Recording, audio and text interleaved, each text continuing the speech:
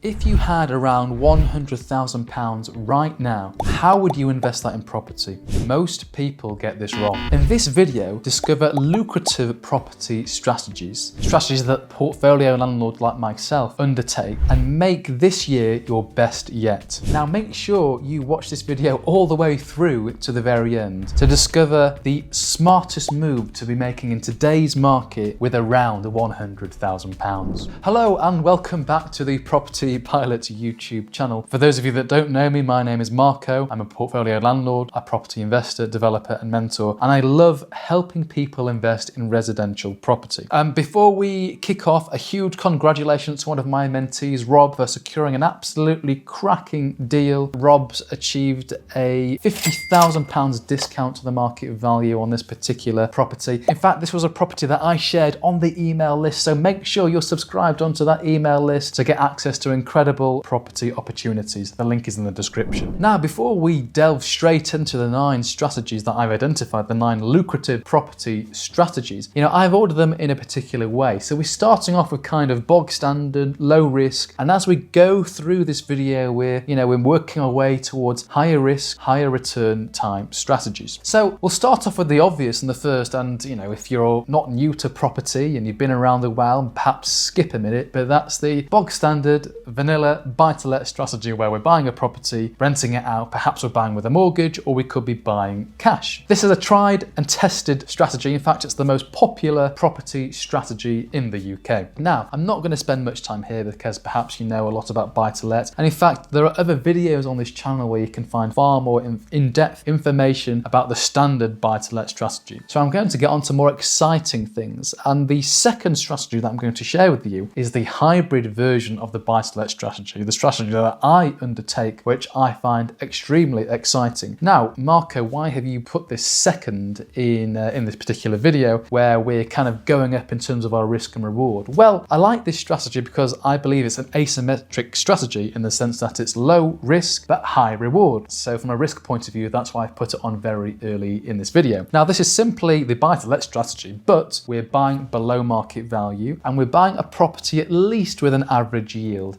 perhaps a little bit higher than that. And by combining these two elements, all of a sudden the numbers start looking incredibly attractive. If we've already secured a discount and we're not reliant on capital growth to profit from the equity side of the property, and we're generating strong cash flow through a decent yield, which incentivizes us to hold this asset, add this together, our total return is often in excess of 20%. So this is why I'm such a strong advocate of this particular strategy. And if you want to find out more about that strategy, please do book a coaching call with me. The link is in the description. The third strategy to share with you is buying properties with a poor or low EPC score, fixing up the score and thereby increasing the value. I mean, at the moment right now, there are lots of landlords selling properties with an EPC that has a rating below a C, because as the law and the kind of rumor currently stands, by 2030, all rental stock needs to reach at least a C, or at least all buy-to-let rental stock needs to reach a C in order to let it out. However, there's a lot that needs to be ironed out before this comes into play, and actually I don't think it's going to be that bad when the time comes. I think I saw a statistic somewhere that 60% of all rental stock in the UK is below a C, so I really can't imagine that happening so soon, or at least without some funding for landlords. But let's face it, it's a huge opportunity. Landlords are selling properties with low EPCs. If we can buy up these properties at a reasonable cost and either do the work for cheap or get it fully funded, it's a great way to profit in property. The fourth strategy, which I really love and the one that I carry out myself, is buying tenanted property. And it's really quite simple. A lot of investors don't like buying tenanted property. Yes, there is some risk when we buy a tenanted property, but most of that we can de-risk in the legal part of the process. But if we're buying a tenanted property, it's much easier to command and negotiate a lower purchase price, because obviously a tenanted property is not going to appeal to an owner-occupiers, and owner-occupiers count for the largest share of buyers in the market. So if we're excluding them because they don't want a tenanted property, then that vendor, that seller, is only really appealing to perhaps 5% of the market that are open to buying property with a tenant in situ. So for me, I've had really good success buying tenanted property at significant discount to market values, often 35% discount to market value, simply because there's a tenant in there. Now, this strategy gets even better when the tenant is paying a low rent. And you may think, Marco, why on earth is that? I don't want want to be buying a property where the tenant is paying low rent? Well, exactly that, because it scares off the majority of investors. Imagine only 5% of people are investors, and then imagine 95% of those 5% don't want to buy that property because A, they don't like tenanted property, and B, the rents are too low. If you can be that, 1 in 1,000 that's willing to do that, then all of a sudden, whatever offer you submit more or less has to be accepted, providing the seller wants to part with their property. And then, we can look at passing on slow and fair rent increases along the way. Or if the tenant vacates, well, guess what? We can go to market level rent straight away. Now, we often come across tenanted properties that we share on our email list. So if you're looking for good, solid property opportunities to buy excellent investment properties, sign up to our email list. The link is in the description. The fifth strategy, which is plastered all over the internet, which is the buy, refurbish, refinance video. And I think a lot of viewers will be surprised that I've listed this strategy so far down the process, but actually there is an element of risk involved with buy, refurbish, refinance. And I have seen numerous people get burnt undergoing this type of strategy because they're too optimistic when it comes to the value of the property post refurb.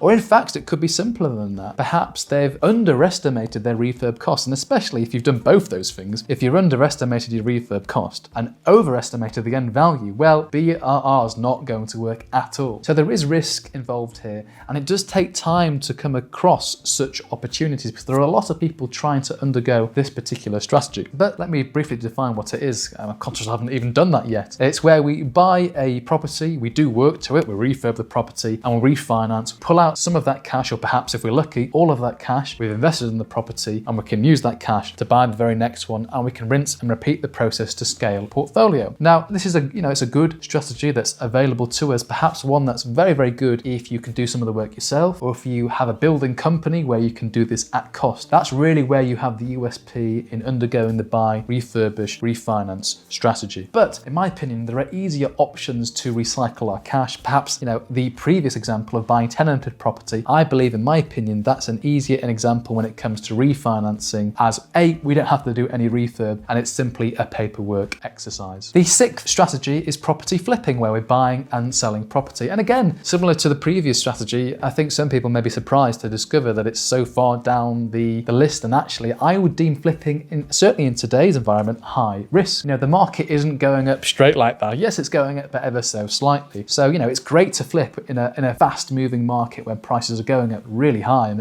every month property prices are increasing considerably. That's when we want to be flipping. We don't want to be flipping when prices are falling. We don't really want to be flipping when prices are somewhat stagnant. And let's face it, similar to the prior one, it's very easy to overestimate what we think that property is going to sell for. So flipping is kind of a last resort for me. I prefer to do other strategies which are low risk but can generate a high reward. And flipping is something that a lot of people think about when they're coming into the property industry. That seems to be the main strategy perhaps they're looking to undergo. But once people get into property, they discover there are actually more exciting, more opportunistic and better strategies to employ than flipping. So the seventh strategy that I've had a lot of luck and a lot of success with is buying problematic leasehold properties. Properties where perhaps we have to buy cash because they're not typically mortgageable. Properties where perhaps the ground rent is too high and therefore lenders aren't willing to lend, or perhaps the service charge is too high because there are some remedial works being undertaken which deem the property not mortgageable. Certain issues there, or perhaps the length of the lease is too low. Again, most lenders don't like that, and we're fixing whatever issue this is, therefore increasing the value, and then we can either sell that or we can now go to a lender and mortgage the property because we fixed that issue and the property is now mortgageable. Now, yes, this can be a relatively high risk strategy. There are lots of ways of de-risking this particular strategy, and a lot of people, a lot of my clients and mentees work with me to understand how we can de-risk this particular strategy and be fairly confident that the leasehold we're buying, this opportunity is going to be a profitable one. But it's a huge opportunity as I discuss this right now, because all the leasehold reforms, some of them have been passed in the prior years, but there's a lot to be passed. And once these become law, and the expectation is imminently in the next month or year, now is the time to be doing this particular strategy when the payout is simply just over the horizon. Now, before we discuss the last two strategies, if you're enjoying this video, please consider hitting the like button. It will promote this video to more like-minded people. And also, another request, it genuinely will mean the world to me if you can consider subscribing to the channel. Again, that would be absolutely fantastic. Right, the penultimate strategy available to us is actually to buy in bulk and to buy portfolio portfolios. You know, for those of us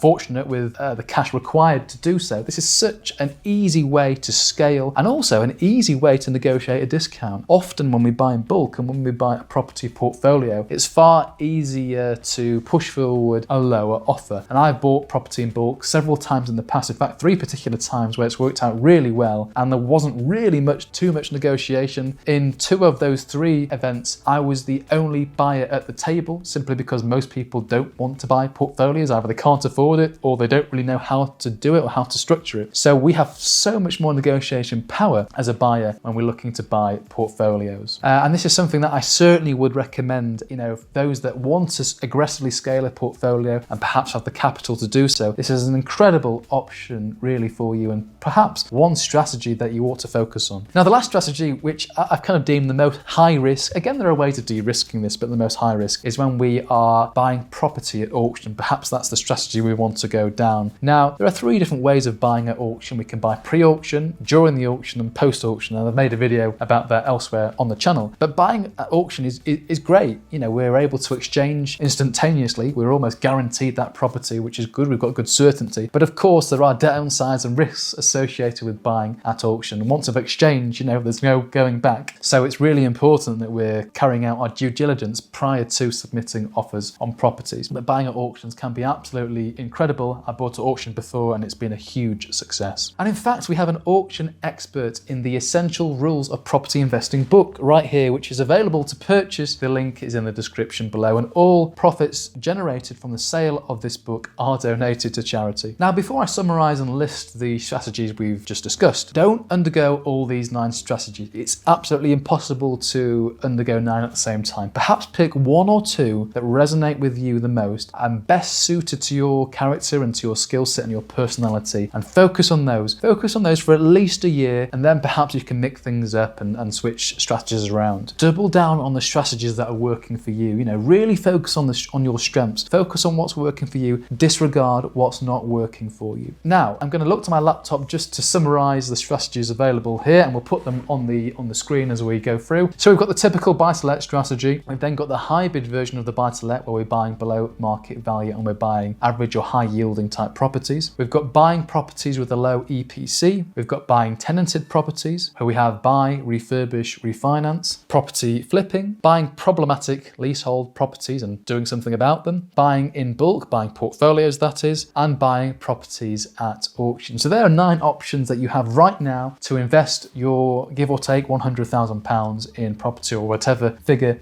you have. Now, if you need any further help and you're looking to work together, the link to book your initial coaching call with me is in the description. I'd very much love to see you on that call. But do you have a question? Perhaps you have a comment or an opinion on the strategies I've mentioned. Please do comment below. Or perhaps I've missed an exciting and lucrative and profitable strategy out of that list, in which case please do comment below and share that with us. Now, I'm going to let YouTube decide which video to offer you up, and I'd love to see you on that very next video. Stick around, get value from the very next video, and I wish you all the very best in your property investing week.